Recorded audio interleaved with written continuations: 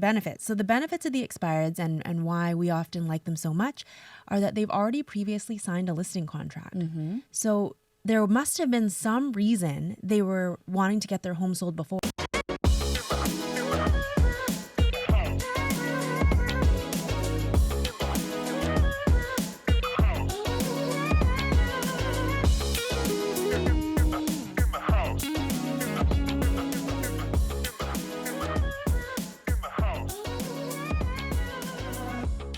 Good morning, everybody. My name is Jenny Woon. I'm Toni Singh. And welcome to our show. This one, you're going to have to take notes today. Are they? Yes. Got to take notes. I mean, we put a lot of time into these bullet points. Yes. And based on our experience, I think it's worthy of taking notes so that they can apply it to their everyday practice in real estate. I mean, listen, y'all know we give great content, so let's get started. If you have further questions about this episode, because there's so many tidbits of information in here today, then definitely reach out to me or Jenny. Jenny, why don't you kick us off? Today, we're going to talk about expired listings, an action plan to increase your income. Often we don't talk about, or many agents don't really try to approach expired listings or for sale by owners, but it is actually a profitable source of business. Do you often do it in your business?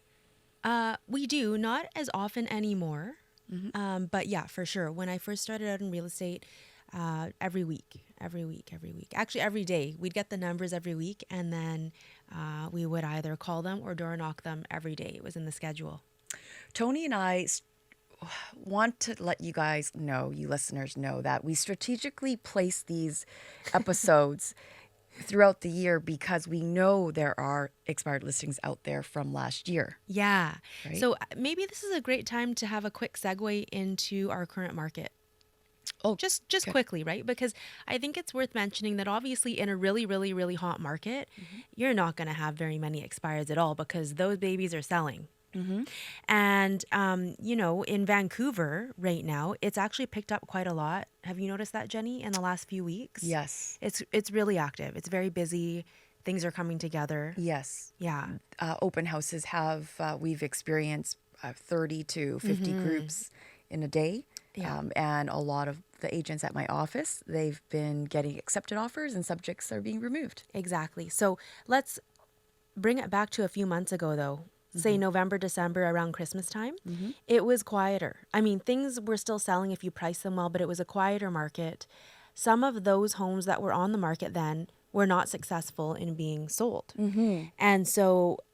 And let's define success. Okay. Because success could mean that there were maybe perhaps not enough showings to keep it on the market. That's right. Or perhaps they got offers, but it wasn't what didn't meet the seller's expectations. Correct. Most often, it's that the offers, if any, were received, did not meet the seller's expectations in a market that's a downward market, which it would have been at the end of last year. And so if those people are still interested in selling and their common objection would have been, I wasn't going to be getting enough money, it's a perfect time to contact them now. So this was strategically planned for today, and we're filming this episode for you guys. But I was just going to say, just as a motivator, before we go into the tips and tricks and things that maybe might help you guys focus on this source of business, there are some agents, mostly I think in the United States though, but some agents that deal with expireds all the time, expired listings, and their main source of business is converting expired listings into long-term clients. And many of these agents have been able to make upwards of 200,000 GCI, gross income, just on focusing on this one group. Simply because it's untapped, right? There's a lot less agents really focusing on this particular I think people niche. are scared to do it. And the scariness could be that you just don't know how, in which case you should listen to this episode, or that maybe, there's lots of different ways to get business and be successful. It doesn't have to be this. This is just another avenue that you might want to approach. Try it out. See if it works. Okay. What are the benefits then? The benefits. So the benefits of the expireds and why we often like them so much are that they've already previously signed a listing contract. So there must have been some reason they were wanting to get their home sold before. Now, you'll know more than anyone, Jenny, in these conversations with potential clients, it also could have been that their plans have changed and maybe they actually just don't want to move anymore. But how would we know if we're not contacting them and asking the question, "Oh, are you still thinking about selling your home?" If you get the objection where it's like, "Yeah, I wanted to sell my home, but the market was just terrible and we didn't have any offers. I only got a couple showings." What a great segue into updating them about the market and your professional real estate skills and seeing if there's somebody that wants to be sold. So you're saying they are already, a certain percentage or halfway through of already thinking that they want to sell their home. Yeah, because That there's some they sort of signed the listing motivation. contract previously, right? So that's actually the second point is that this is an opportunity to contact motivated sellers. I mean, if you were at let's say an open house, right? And you're there to sell a property, you could have people coming through your open house that might be potential motivated sellers, but how would you know? You don't know if they've signed a listing contract before. Exactly. So I think that that's pretty self-explanatory. But what are your thoughts on, okay, so one, having the conversation. If there's a seller that was on the market previously and didn't sell, and let's say they're just not sure about selling in this market. So let's say maybe money's not their only objection for moving. Maybe there's a scenario where they also need to purchase in a separate area for work or something like that, whatever the reason is. I think that this is also a good opportunity to play the longer, there's the short-term game and then the long-term game, right? Longer-term play. There's also an opportunity here in those scenarios to establish a relationship with these people and provide value. And you can also add them to your sphere of influence or COI list for future contact, right? Because sometimes it is a timing thing. It could be, absolutely.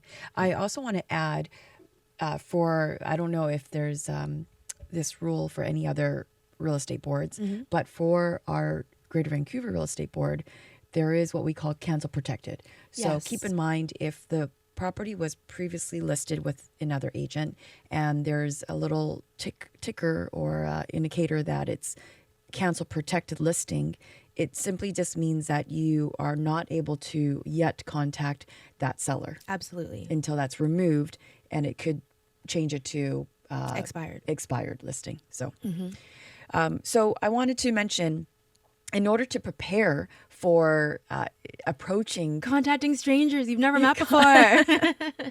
fun. Yeah. There's a few steps you have to take in order to start being on this roadmap of making contact. Number one, I know we always talk about it almost in every episode, how to prepare your mindset.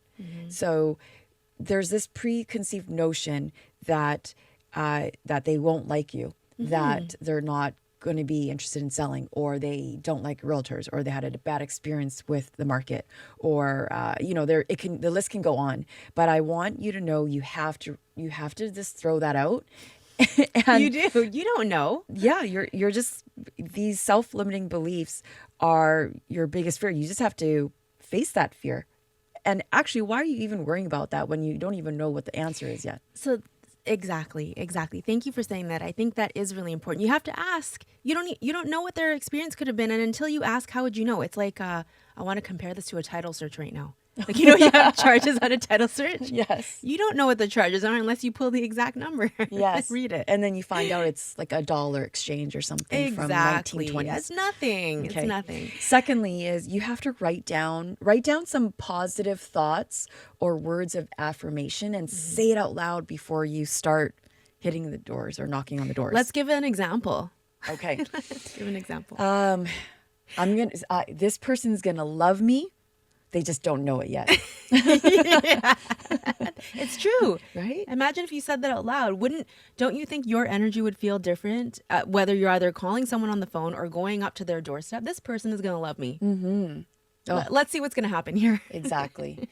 And also look at the person in the eye. Like, be prepared to show up with this positive aura Smile. of all you're doing is you're being of service and providing information. Yeah, absolutely. And then finally, to prepare for the first door knock, don't expect to make the appointment on the first door knock or first call. think of this as a baseball game is the best way I could describe it. Okay. Yeah, you may hit a home run but for the most part, most people, you're going to have to go from base to base to base in order to get closer to getting the listing. That's right. So think of it as, again, the long game. The long game. There's another part of the strategic roadmap that we wanted to talk about, and it's to set yourself up for success and profitability in signing and closing those expired listings. So we kind of touched on it earlier, but it wasn't explicitly said. There are different ways that you can be contacting these people. You have to pick your preferred poison. So maybe not poison is the right word. Yeah, pick your preferred method. So it could be a dialer.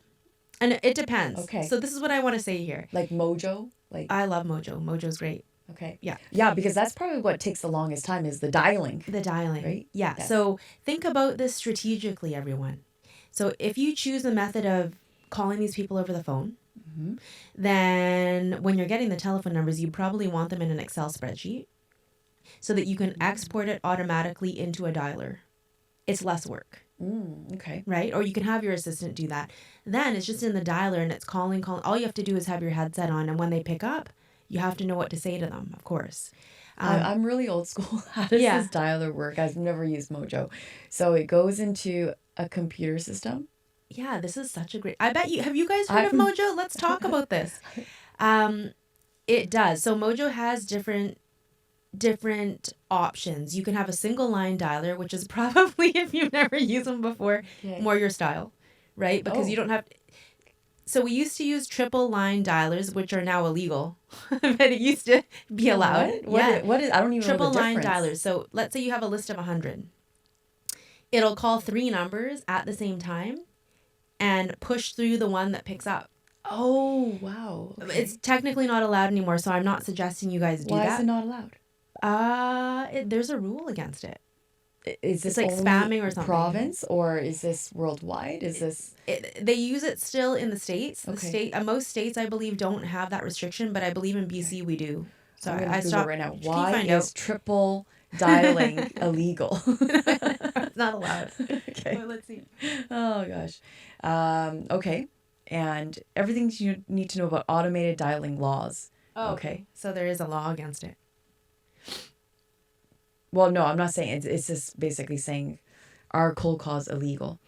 Well, I mean, there's certain violations, I guess. Okay.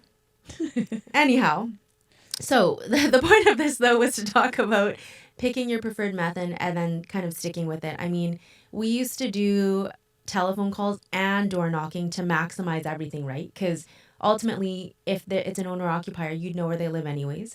And we used to find that our actual success of getting a contract signed, most often it was by going the extra distance and going in person, right? Because think about it, even for us, when you have somebody cold call you, it's harder in the way that you don't know who they are. It's a stranger. At least if someone's in front of you face to face and they're smiling and having a conversation with you, it might not be so threatening depending on how you guys look. I don't know. Okay, so, but the second step to this is after choosing your method is that you want to integrate a really great follow-up system, because like we had mentioned previously, you might not get the appointment on the first call or door knock. It might be that you need to follow up in regards to that initial conversation 2 or 3 times. Okay, this is very common. And so if you have a CRM, great to integrate them right in there for lead follow-up, and then you can track when your last point of contact was. There's a third suggestion that we have here. Yes. The third suggestion for us to offer to you is that you will rank them in the order of importance of motivation. So we're going to get later into this episode about the dialogue and the conversation, but rank them in order of their motivation, meaning are they maybe like 1 week out or 1 month out or 6 months out of considering relisting. Yeah, that's a really important point to note as well. If you have a CRM that's currently set up with a specific like rating system. It could mean like it could look like A, B, C, D, E, Yeah. or it could be, hot lead, warm lead, Cold. nurture lead, Yeah. cold lead. So those are the different, ways to rank them. Yeah. Exactly. And the ranking will help you know how often you should be contacting them, right? Because if the lead is a little bit colder, but maybe they're 12 months out. You don't want to contact them every week. That would be terrible. That's not going to go over well. So time and place. There's been agents who do that. Yeah, no. That's not what I would suggest. But again, if you are happy to do that, then go ahead. And if it works for you, good. How does that look like then? Like, how would that look like in terms of if you're not calling them daily? So is that a If someone says to 2-day you, spread or a well, okay, 10-day spread? you're the seller. If you say to me, Toni, I want to be sold in a week, I need to move because I have a job transfer. Yeah, And this can happen, right? I would want a doer. I would want an You want a agent who's doer. going to take care of things while I'm packing. Exactly. So in that scenario, we would actually try and set the appointment because you're a week out. We need to meet now, today, tonight. Okay. If not tonight, then tomorrow morning. It was a 6-month out. Oh, I don't really. I'm maybe in the summer. I can see myself moving in the summer. Yeah. So I want to say 2 important things. I'm going to answer your question, but the rule of thumb is to always cut the time in half. And not just that, so I could say to you, Jenny, I'm going to sell in 6 months, but unless you know why I'm selling, the 6 months is irrelevant. Okay. So you're actually trying to see what the true motivation is, not a smokescreen, the true motivation. If my motivation is that I have a job transfer and I say, I'm probably going to list it in 6 months to a year, it might be accurate, but it's probably not. And vice versa. It could be like, oh, I'm just not motivated. But that's the initial reflex no that people will get when if you're a stranger and you're contacting someone, you can expect the reflex no. Like, when you go shopping for a dress or something. Yes. And you're walking around the department store and then the person comes up to you and says, oh, hello, miss. Can I help you with anything? Most automatic response is to say no. But you're probably there for a beautiful red dress. And then it takes you a while. You're walking around. And then you might go back to that person and say, oh, actually, I'm looking for a red dress for this function. Can you help me find it? Or they'll ask you again, are you still okay? But maybe at that point, you'll say, no, actually, I'm looking for a red dress and I haven't found anything. Right. That's exactly this. It's the same thing. Okay. Good point. So, we talked about the mindset, but it's the doing and the action of finally getting to that point of picking up the phone call. So what we suggest to you is blocking out time in your calendar and this is considered an income producing activity. Make it a non-negotiable into your calendar with yourself that you're committed to prospecting from a specific time. And for you, it could look like from 9 to 11 o'clock. Shorter. Or it could be 11 to 12 o'clock if that's where you're going to be most productive. But what I always, like a lot of agents always ask me, well, how long should I be doing it for? My reply to them is always, well, what are you going to be consistent doing? So if you're dropping off your kid at 9 o'clock, maybe you're going to get to the office at 9:30. You're going to get settled in at 9:45. Okay, well, then you're going to be calling at 9:45 to 11 o'clock. And that is going to be your goal, is basically checking that item off the list. Yeah, for sure. Consistency, I think, is the most important thing.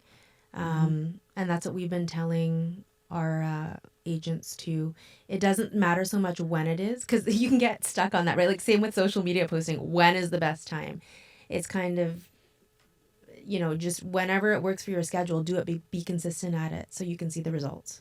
I've been repeating this many, many times in a lot of my presentations, and I've mentioned this in previous podcasts, is success, what that looks like. It looks like something different for everybody. But ultimately, if we're to look at it from ground zero, it's repetition times it by discipline, and that's what success is. I have a question. Do you think the term repetitious boredom would describe that properly, or no, because it sounds boring. But Uh, it is. It's consistency and then repetitiveness. you don't need to make it boring.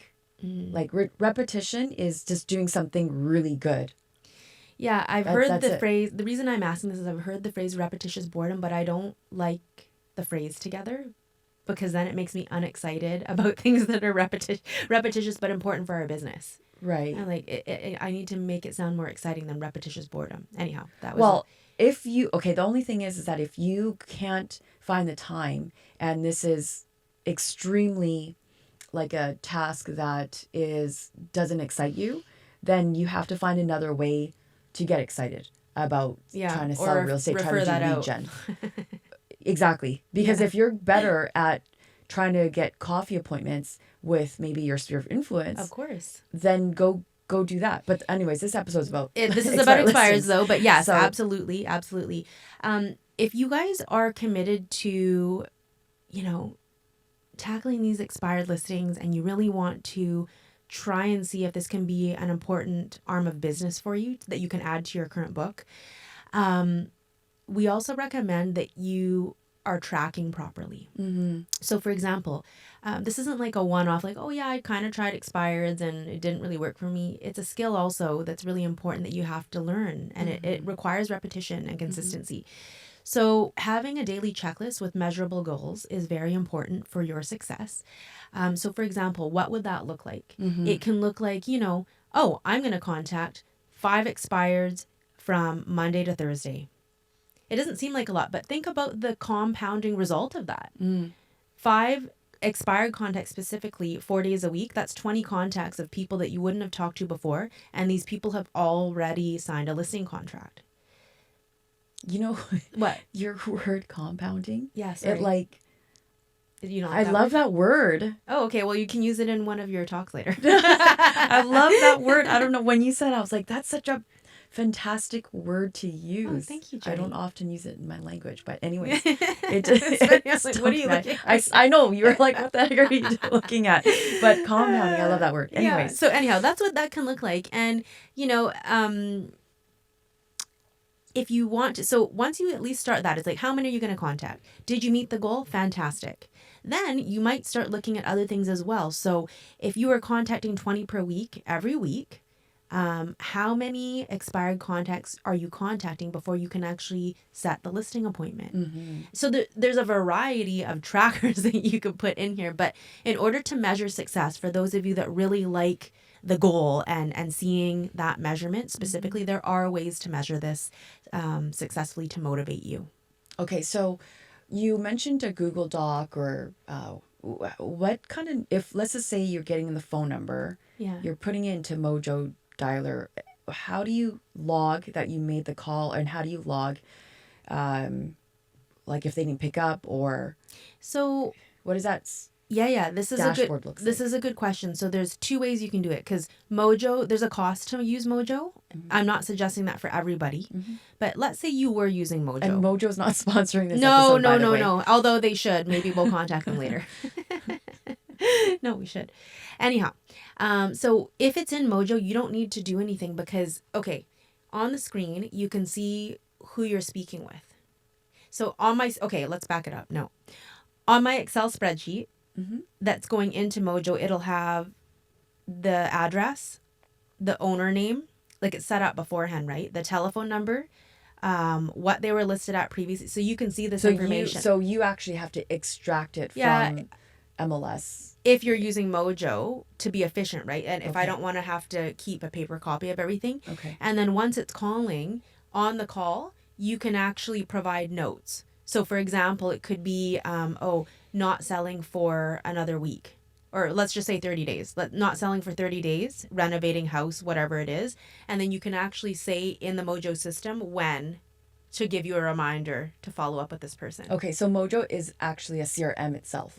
They did make it into a CRM, but originally it was a dialer. That's okay. So if you don't use a paid subscription to something like, and Mojo's not the only paid subscription service for phone line dialers, but that's the one that I've used in the past. You can also just have a regular, keep it simple, folks. If you're a pen and paper type of person, Even in your daily agenda, you can mark who you talk to. So just by little, like, oh, I did 5, 1, 2, 3, 4, 5. And then you can have like you can have a paper copy. It's like, oh, well, I'm going to contact this person. They said in a week, so I'm going to contact them in 2 days, or whatever it is, whatever the reason. Does that make sense? So you could do it both ways. You don't need to pay for a subscription. Okay. But where Mojo is beneficial is if you're not just targeting expireds, but you're doing just listed calls, just sold calls, expired calls, FSBO calls, then you can track everything within the system without putting it on a sheet. If you had a sheet, it's simple. You would just have a regular table, right? So at the top, you'd have just listed, just sold, FSBOs, expireds, the date, and then just across, you can say how many you contacted and total it at the end. Why are you putting a just listed column? So I'm just saying if you were expanding your prospecting. So this Okay. episode is about expired, but a source of business for people can also be, right, like if you've just taken a listing and you're calling the area to say, hey, listen, I just listed this home Gotcha. over on Okay. such and such street, Good because you're point. still Thank making you. contacts, right? Good. Got it. Okay. Yeah. So to back it up as well, to create this list, so you're going I know. into, I hope this isn't super confusing. We can provide you a copy if you want. you're going back into the database of expired listings. We use Paragon. You guys could be using something else. And you're writing down or you're marking down everything that has expired. But you're also double checking that they haven't relisted, correct? Yes, correct. Okay. So, just keep that in mind that there's going to be some work that some administrative work you're going to have to do prior to putting these numbers into the system to get the call started. So, so let's start off with, you don't need to do this alone, right? Having an accountability partner is one of the things where you're going to check in with someone to ensure that there's going to be long-term success in this task. Different ways to do that too. So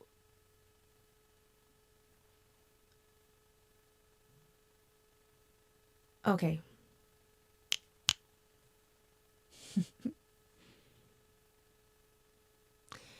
Okay, so yeah, there's different ways to have accountability partners or groups. You could do it on an individual basis and then have parameters, right? Where it's like, oh, maybe I'm going to check in first thing in the morning when I'm supposed to start. And then by such and such time, 12 p.m., 5 p.m., whatever it is, there's so much flexibility. Make a commitment to your accountability partner that you will contact them to say if the task is done, right? Because we often do better, some of us, if it's like we're on track and I have the accountability to myself and to my partner, letting them know that this is what's happening. It's very motivating. If you're not on track, it's wonderful, actually, because you might need to delve into with your partner why you're not on track. It's normally mindset, but get the mind stuff out of the way and then continue on so that you can meet your daily commitments and goals. Another great way, if you're not the type of person to just be one-on-one, like with a colleague in your office or with your managing broker, whoever, right? There just needs to be agreement on both sides that the accountability is going to happen. You could even do an accountability group with a bunch of colleagues or your coach. That could be fun. That could be challenging. That could be fun. Adding a little bit of competitive, expertise and experience into it. That could be fun. And you could also do it that way. Okay, so what kind of conversations would you have with your accountability partner? I do a 30-minute phone call with one of the agents every Mondays. Yes. Just because he was looking for someone who would do that. And I said, you know what? I'm going to do that with you. You don't need to pay someone, sign up for a whole month just to, talk to someone for 30 minutes. So I promised him I was going to do it for 6 months. Yeah. Kind of get that, momentum going. And everything, whenever we talk about the wins from last week, what are the tasks for this coming week? Yeah. It's super amazing. It's so amazing to see that the tasks that we put outlined for that week, that he's actually accomplished it. And then I kind of asked, what's the experience like? One of the things, I'll give you a pure example. He's really good at golf. He loves golfing. And so he's like, how do I tap into this, into golfing? Because it's such a social activity. I told him, set up a meetup. And That's a good then idea. right away, so many people signed up to want to participate in either hanging out at the driving range and then going for drinks after, or going in groups of 4. So he would maybe organize a mini tournament, and maybe like, him or Oakwood sponsors the event. Maybe you get a drink ticket. So I think it really kind of showed that, okay, number 1, my idea really worked, which is fantastic. But number 2, you're actually enjoying something at the same time. So I love that. We like to share in everyone's wins, right? And clearly for your agent who you're doing accountability with, you're able to see the results of that, right? And how he or she, it's a he, right? He's moving forward. Okay, But obviously for the non-golfers. Okay, mine's Let's super say, simple. Like, I'm like not as nice a as you. picture or No, like you. Tupperware party, or I don't know, beauty. There's always like the little mini spa things that you can set up with the spas that are out there, the spa clinics that are out there right now. So people want to feel like they belong. They want to like meet new people. Yeah, they do. And you could do it in small groups at a time so that it doesn't feel intimidating for some people. I got an idea. We should do a separate episode on this. It would be super fun, but creative, just all the creative aspects, not these old school prospecting things, which we know about. Some people don't do them, but that would be actually really fun. Let's do an episode on that the next time we're filming. Yes. But I was gonna say, I'm not as what's the word I'm looking for?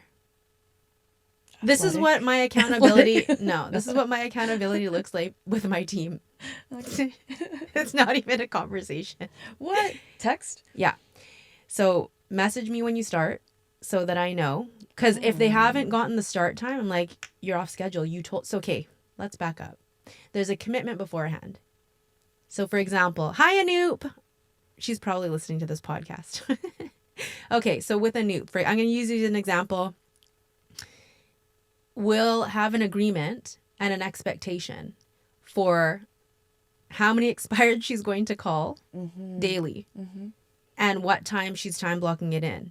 Why do we do it that way? Because it's easier to push it off if you're not committed and you haven't already provided for it in the calendar. So she'll message, when are you starting? Now? And then she has to message me when she's done. Right now in the calendar, I think we said by 7 o'clock at night. Which you don't need to do it that long, guys. It's just because she's got a lot of other tasks. But if I don't hear from her, either that's a problem because it's either that she's not being accountable or that she hasn't done it or something has happened to her. So I'm like, hey, did you do it? But it seems to be working really, really well. Yeah. So it's just an easy, quick way to do it if you're not going to be doing a call for half an hour. Well, that's one way to be an accountability partner. I'm finding that when I guess it's great because you get the exact numbers. I don't really ask for exact numbers. If you're gonna do it, then you're gonna do it. This is just in regards to prospecting, though. Yeah, I'm talking about prospecting. Okay, just in because the regards goal to for him is 50 contacts a day in a week, because we're not doing cold calling. We're just more talking, like reaching out to sphere of influence and then trying to get one appointment a day in as well. Yeah, but that's also great. That's also great because it doesn't have to be this way using this method, right? There's so many different ways. Exactly. So different ways of coaching, right? So for me, it's like, if you're going to do it, then if you say you're going to do it, you're going to do it. If you don't do it, that's on you. Yeah, of course it is. But here's the thing. I'm more of a, I guess, coactive coaching in terms of how do we break through? How do we break through to get you to do the things that you enjoy doing? No, and this is what I'm saying. It's 100% amazing. With expired specifically, there's a lot of mindset stuff that happens. So, for example, there's a lot of rejection. Yeah. And so the reason why the accountability for this is recommended to be set up, like, at least if that's the content, then let me know when you're done, is because the assumption is that this is a part of your regular routine if you commit to it, right?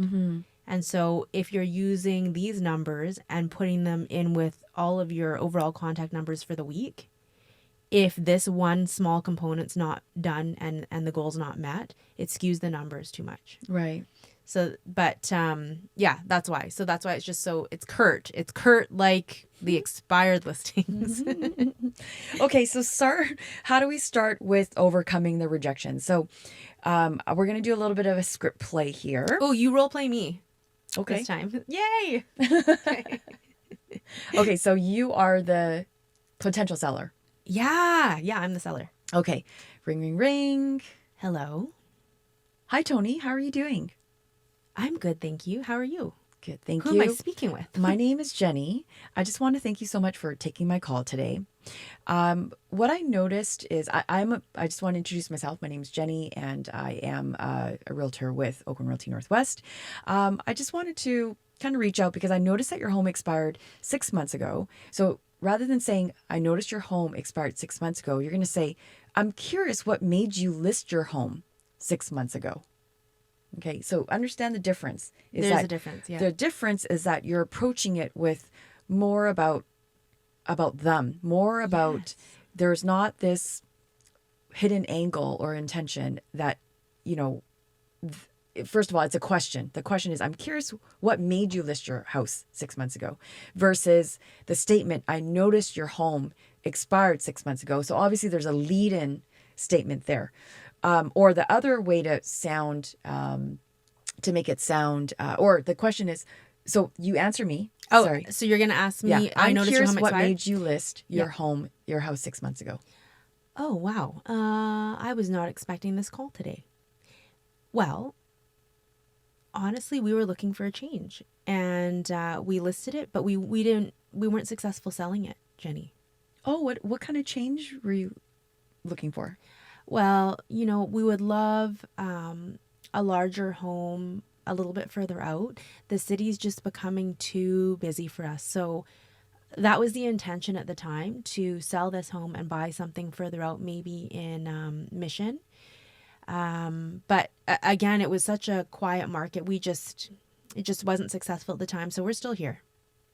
Okay, so what I'm hearing is that you're looking for a change to move into something bigger. Mm-hmm. And so that sounds really important to you. If I can make that happen for you and get your home sold, would you still want to do it? I mean, yeah, we're not up to date on what's happening with the market, and our pre-approval expired. So if the plan could work, I think we would still want to move out to Mission with, possibly an acreage. That would be really nice for the kids. Yeah, I think we would. But again, I don't have a pre-approval, so I'd have to also get pre-approved. Okay. Well, that's not a problem. We can absolutely help you achieve your goals. Let's see where we can get started to get that process going, because I really am excited to help you through this process and handhold you through this process. So let's stop the role play here. And I just want to mention that we're starting off with motivation. We're not at all talking about the technical details of it's all about me. Like, how am I going to sell your home differently? That's right. How are we going to make a video that's different than the last video? We're not talking about how I'm going to market her property at all. We haven't even mentioned that. And you will at some point, but that's not what the purpose of this discussion is. Right. It's about achieving the goal, because when you start with motivation, it will overcome any rejection of that conversation to begin with. So you want to thank them for taking the call, introduce yourself, thank them for taking the call, and then talk about what you noticed, what happened in the past, and why it was taken off the market, or what was it that made you want to list. Know your statistics overall for that area, or the general numbers, right, in case they ask. And then ultimately the goal would be to eventually set an appointment if these people are still motivated to get their home sold. Right, exactly. So over the phone, you may just want to be prepared just in case they ask, well, what's the difference now? Like, what's the market doing? Because that's a very generic question. Of course. So you just want to be prepared with some statistics in the area, know the product. So understand what has been selling in the area, and what would make their home different, because perhaps you have a pool of buyers, or there's going to be a pool of buyers that it's been waiting for the market to pick up, and you know what the activity is going to look like once their Correct. home is back on the market. Yeah, I mean, I think that that's all. That was a good example of how that conversation could go. And key points, absolutely focusing on them, not us, right? It's not about the ego. It's like, if these people are wanting to sell their home, can it be done? Yes. And are we the right person to people to help them? Did you want to say anything else about this very important episode, Expired's Playbook and Action Plan to Higher Income? I think no matter what, think about that. It's not always about us. It's about them, because you're already almost there because they were thinking of listing already. So make the conversation about listening to their story, about what their priorities are. And if you communicate that you are sincerely caring about achieving their goals, the expired listing quest is going to be much easier for you. Yeah, absolutely. If you guys have questions about this episode or any other comments about what you guys want the next episode to be about, you know where to find us, In the House Podcast. And you can rate us online as well. We're everywhere where you can listen to podcasts. We appreciate the shout outs, and we Thank you appreciate so you for much. listening in. Bye. Bye.